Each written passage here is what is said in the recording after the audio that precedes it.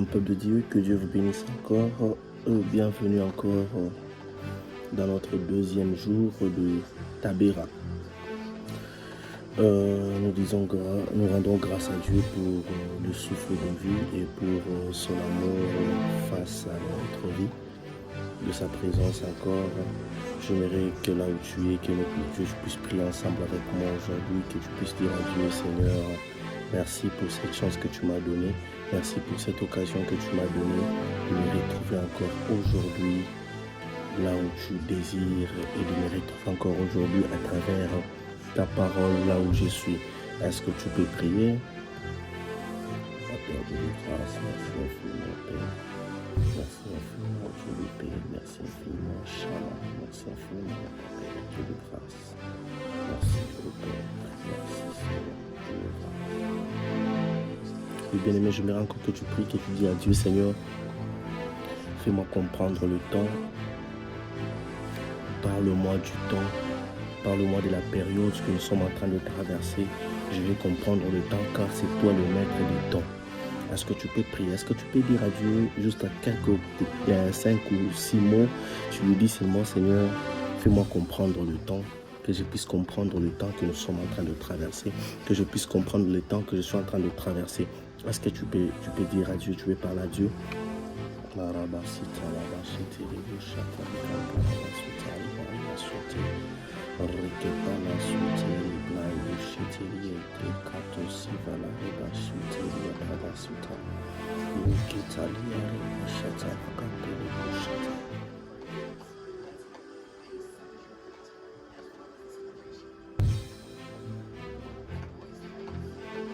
Jésus. Amen.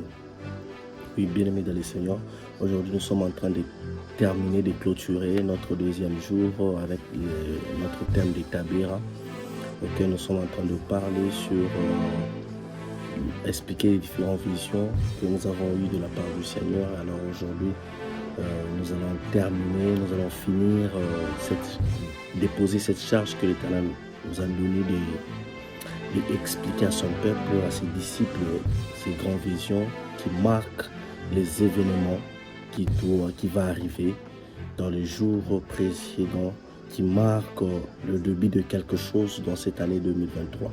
Alors, sans plus tarder, je vais expliquer une partie de la vision et je vais essayer aussi d'expliquer ça avec la parole de Dieu, parce que si je vous expliquer ça comme ça, vous allez rien comprendre, parce que lorsqu'on a une vision, ça demande beaucoup de choses, ça demande la concentration, ça demande entrer encore en prière, ça demande méditer encore la parole de Dieu, afin de comprendre la vision que Dieu nous a parlé.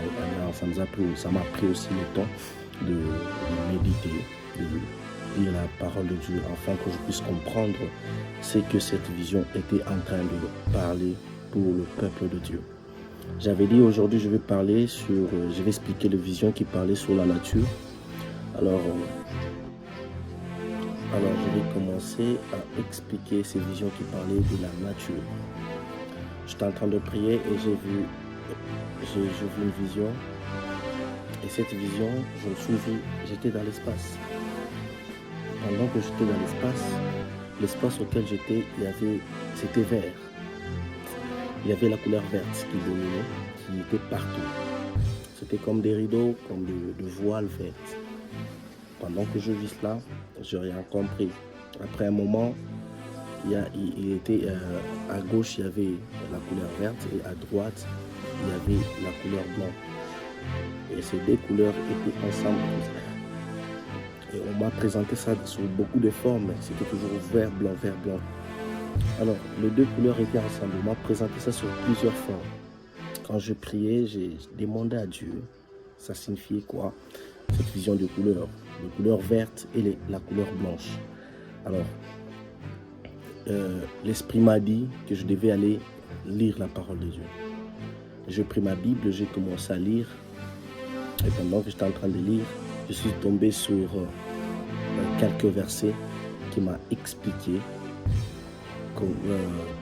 ce qui symbolise cette couleur verte. Alors, je suis dans le livre de Genèse, chapitre 1, le verset 30.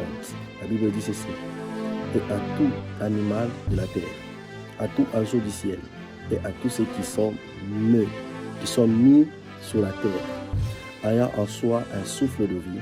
Je donne tout arbre vert pour nourriture, et cela fut ainsi. Et si vous allez comprendre que la création, Dieu a donné à tout ce qui est en train de respirer, tout ce qui était sur la terre, comme nourriture, tout arbre vert. Ce qui me plaît, c'est que la parole de Dieu est en train de souligner sur la couleur de l'arbre. La parole de Dieu est en train de souligner sur, à chaque fois qu'on parle de l'arbre, on souligne toujours l'arbre vert. Je suis encore dans le livre de Marc 6, 39. Marc 6, 39. Marc 6, 39, la Bible dit ceci. Alors, il leur recommanda de les faire tous asseoir par groupe sur l'arbre vert. Alléluia. Je suis encore dans le livre de Genèse 9, 3. Genèse 9, 3. La Bible dit, tout ce qui s'est mis et qui a envie vous servira de nourriture. Je vous donne tout cela comme l'arbre vert. Ici, Dieu donne beaucoup de choses, mais il synthétise ça comme l'arbre vert. Vous allez comprendre qu'à chaque fois qu'on parle de la nourriture, à chaque fois qu'on parlait de la nourriture dans la création, Dieu était toujours en train de montrer cela comme l'arbre vert.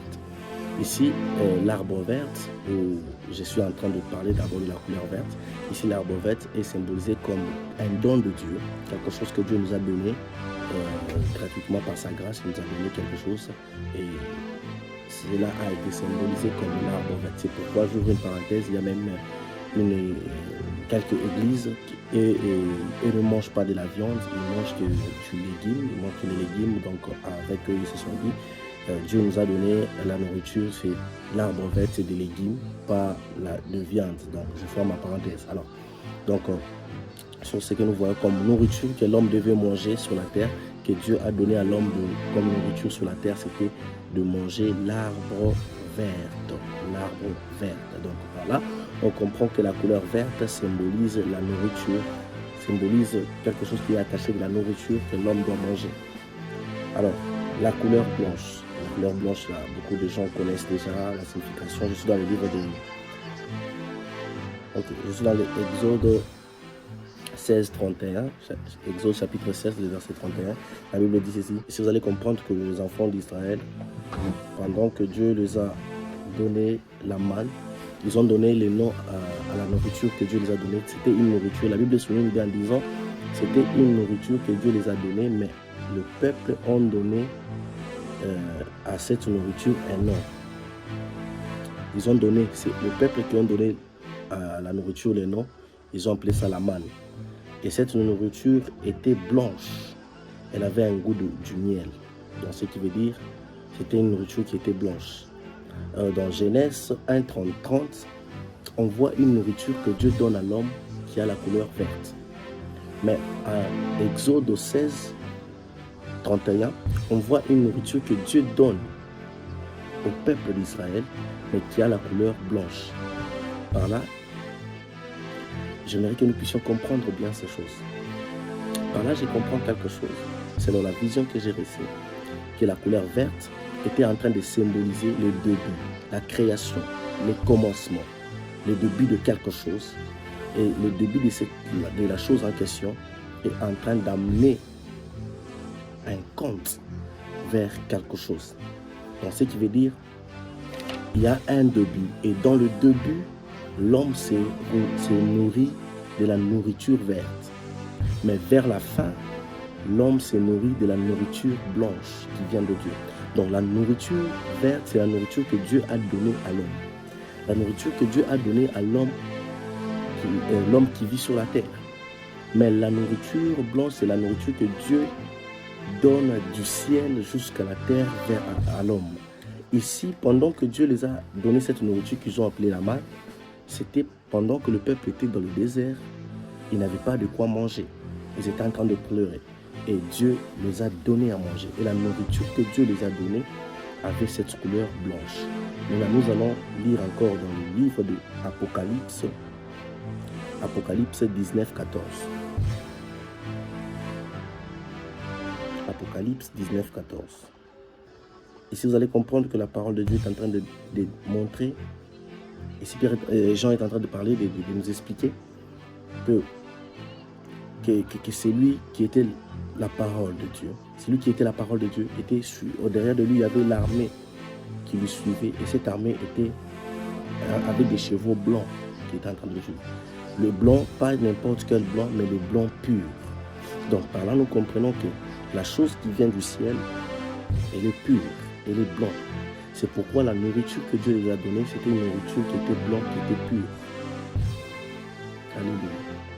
Alors ici, ce que nous devons comprendre, c'est que cette vision est en train de nous expliquer que la durée des choses que Dieu nous a données sur la terre, la durée de grâce que Dieu nous a données sur la terre, la durée des opportunités que Dieu nous a données sur la terre est en train d'aller vers la fin, auquel c'est la pureté qui va prendre maintenant la place, auquel nous serons maintenant obligés de manger des choses pures.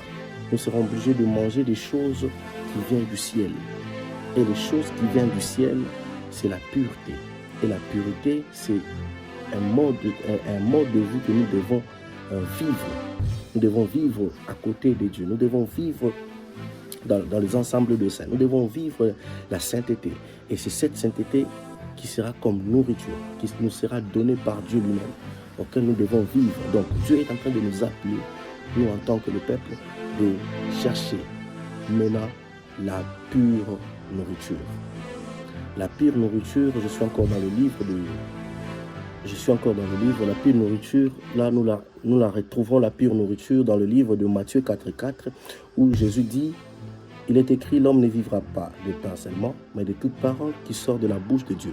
Donc ça veut dire, il est temps que nous puissions laisser maintenant la nourriture charnelle, la nourriture verte, pour maintenant s'attacher à la nourriture blanche, à la nourriture qui est la parole de Dieu, à la nourriture qui est la voix de Dieu, à la nourriture qui est ce que Dieu est en train de chercher, et la nourriture qui est la parole de Dieu, c'est ce que Dieu est en train de chercher maintenant. Dieu est en train de chercher que nous puissions renoncer à des choses, à des futilités, que nous puissions s'attacher maintenant à des choses qui donnent la vie éternelle, à des choses qui donnent la vraie vie, à la pureté, à une vie de sainteté, à une vie de pureté. C'est pourquoi je vais t'inviter encore à arranger ton chemin, car le temps a déjà sonné où on ne sera plus encore là en train de manger la nourriture verte, mais nous serons là en train de manger la nourriture blanche. Et si nous sommes en train de marcher avec une marche qui déplaît à Dieu directement, il nous sera impossible de manger cette nourriture qui est blanche. Et nous, on va mourir de faim. Pendant que le peuple d'Israël était dans les jardins, dans les déserts, ils avaient la famine. Ils n'avaient plus de quoi manger. Et la nourriture qui est descendue, c'était la nourriture pure. Et j'aimerais dire à une personne, il y a un temps où Dieu va descendre pour prendre ses enfants. Et lorsqu'il va descendre, c'est à cause de sa parole. C'est à cause du Fils, de la croyance que ses enfants ont envers Dieu. C'est à cause de la vie que ses enfants ont accepté de donner à Dieu à cause de sa parole. Et ils se convertissent. Ils ont cherché à marcher selon la voie de Dieu, selon la parole de Dieu. Et c'est ce qui va leur sauver lorsque Dieu va rentrer pour leur prendre. Mais lorsque on fait des choses qui à l'encontre de la voie de Dieu, lorsqu'il va rentrer, il va nous laisser mourir de faim. Il va nous laisser rester sans toutefois manger quelque chose. Pourquoi? Parce qu'on n'a pas pu prendre sa parole comme nourriture. On a ignoré sa parole. C'est pourquoi je vais inviter une personne à ne pas ignorer la parole de Dieu. Je continue avec la dernière vision. La dernière vision, c'était, je voyais on me montrait d'abord un pont. Et à côté de ce pont, il y avait une rivière. Et subitement, je vis sur cette rivière, l'eau changeait. L'eau devenait jaune. C'était jaune. Pendant que l'eau est devenue jaune, j'ai regardé, j'ai dit, c'est l'eau qui change de couleur. Et après là, une autre vision a commencé encore. Je vis encore, c'était comme un océan auquel l'eau a changé encore et devenue noire. L'eau était noire. Pendant que j'ai vu ça, on m'a retourné encore, la vision qui était en premier est encore retournée. J'ai vu, pendant que l'eau était jaune, il y avait un ange, il se tenait, c'était comme dans ce sens ici, et la rivière était comme ça, et l'ange se tenait juste là. Donc, celui qui était en train de changer la couleur de l'eau, c'était l'ange là qui était en train de changer la couleur de l'eau. Et on m'a montré encore, j'ai vu encore le caillou de feu qui tombait dans un forêt. Et pendant que ces cailloux de feu tombaient, la forêt a pris le feu. La forêt brûlait. Et quand je priais toujours, l'Esprit a commencé par m'expliquer ce que je suis en train de voir. On m'a dit, les 2 anges que tu viens de voir, ce sont les anges de la nature. Oui, je sais qu'Apocalypse a parlé de 4 anges, mais moi j'ai vu de la nature. Il y a l'ange qui dirige l'eau, les eaux, et l'ange qui maintient le feu. Ces 2 anges